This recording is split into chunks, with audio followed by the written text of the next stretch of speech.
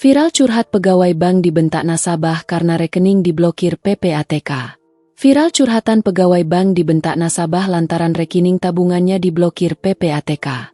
Video yang diunggah akun Tante Rempong Official pada Kamis, 31 Juli 2025 itu langsung menyita perhatian warganet. Dalam video tersebut, pegawai bank mencurahkan perasaannya karena harus menerima amarah nasabah. D1 dibentak nasabah karena rekening tabungannya diblokir PPATK. Tulis sang pegawai dalam potongan video yang beredar. Dalam caption, akun tersebut menyindir bahwa pemblokiran rekening oleh PPATK seolah-olah menyasar rakyat kecil. Menanggapi isu tersebut, PPATK sebenarnya telah beberapa kali memberikan penjelasan terkait tindakan pemblokiran rekening, khususnya terhadap rekening yang tergolong dormant atau tidak aktif dalam waktu lama. PPATK menegaskan bahwa dana yang berada dalam rekening yang dibekukan tetap aman dan tidak hilang. Jadi, jangan pernah khawatir dana rekening itu tadi hilang. Seluruh dana di dalam rekening terjamin 100%, tegas Natsir.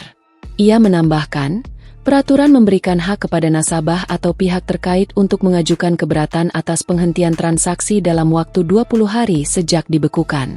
Proses penghentian ini secara hukum terdiri dari 5 hari kerja awal dan bisa diperpanjang hingga 15 hari kerja berikutnya. Download Tribun X sekarang, menghadirkan lokal menjadi Indonesia.